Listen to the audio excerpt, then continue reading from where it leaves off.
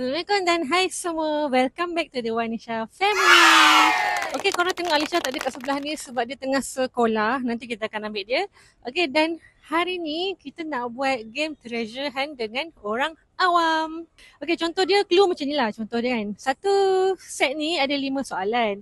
So kita akan bagilah dekat orang awam kan. Nak tengok dia orang boleh tak jawab kedai mana berdasarkan clue-clue ni.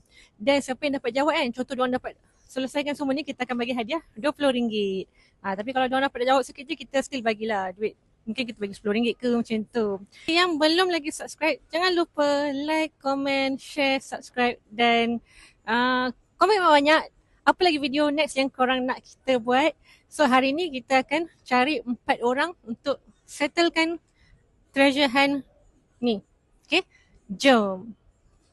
Okay, so kita dah jumpa orang awam yang pertama. Nama siapa? Syasha. Syasha nama? Faris. Faris. Daripada mana? Daripada sini. Ya. Okay, Maura sini. So kita dah bagi 2 set clue dekat diorang and kita akan bagi masa 15 minit. Tengok diorang boleh jawab tak. Kalau diorang boleh jawab semua, kita akan bagi hadiah RM20. Okay? Okay Syasha. Okay, so masa sekarang 3.14 so sampai 3.30 jumpa balik kat sini.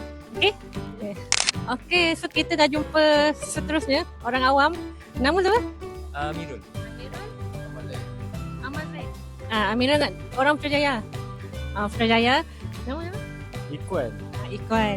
Okay, so kita dah bagi next clue dekat 2 orang dan kita akan bagi masa 15 minit cukup 5 soalan je. Kalau dapat jawab semua kita bagi RM20. Okay?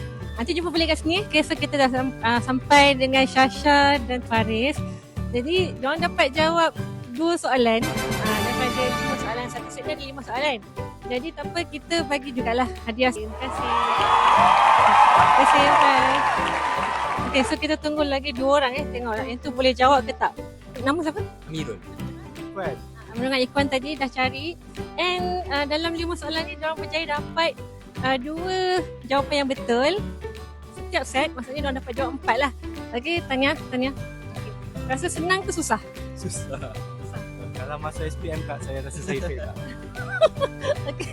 Okay, jadi kita bagi hadiah juga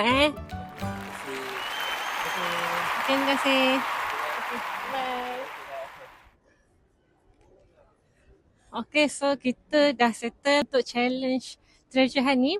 Nanti kita buat lagi untuk game yang lain. Lagi sekali, yang baru jangan lupa like, share, subscribe dan comment, turn on notification. Okay?